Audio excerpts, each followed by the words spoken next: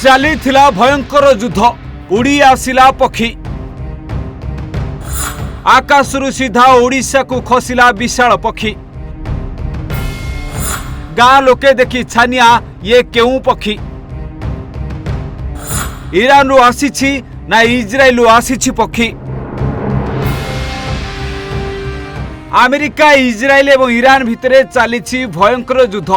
लोकंकर जीवन जाउछि, बड़ बड़ अट्टालिका ध्वंस होई जाउछि, आ ता सहित अनेक पशु पक्षी मध्य असहाय होई पडुछंती। परिवेश धुआं भरी होई रहिछि। आ यारी भितरे आकाशरू उड़ी उड़ी आसी एही विशाल पक्षी एबे ओडिशा रे पहुंची जाइछि, जाहाकू देखि लोक माने डरी गले। प्रथमे पक्षी को 4 ରୁ 5 जण होई धरी देले, तापरे एमिति दौड़ी रे बांधी देले।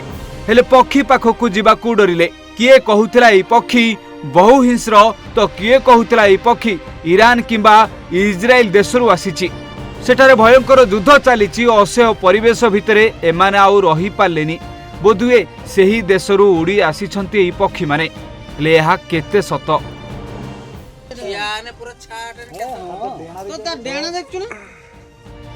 तेबे दृश्य ओडिशार रेमुणा ब्लॉक अंतर्गत पात्रीपाल पंचायत चकुलिया आदिवासी साहिर दृश्य। अजଣା पक्षी को देखि लोक माने भयभीत होई पड़िले। लोके दौड़ी रे बांधी पक्षीटी को एमिति रखिछंती। तेबे कौन सतरे युद्ध भितरू उड़ी आसीछि एही पक्षी? तेबे तथ्य खोजाखोजी करिबारु जना पड़िला एही पक्षीर नाम हेउछि कुआडे हाड़गिला पक्षी।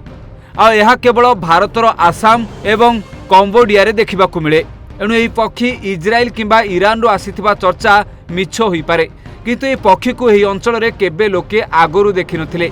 आ एथिपाई एही बड़ पक्षी को देखि समस्ते आश्चर्य होई पड़िले।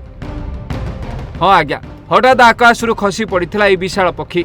आ तापरे तार गोड़ को दौड़ी रे बांधी एमिति रखिथिले। तेबे गाँ लोके कहउछंती पक्षीटीर देहरे क्षत रहिछि, सेथिपाई से भलरे उड़ी पारुनी।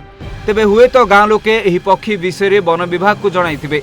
आ वन विभाग एही पक्षी को उद्धार करिबा सहित चिकित्सा करी पुणी तार दुनिया को ताकू पठाई देई पारे। बालेश्वर रेमुणारू संयुक्ता बेहरांक रिपोर्ट, ओडिशा भास्कर।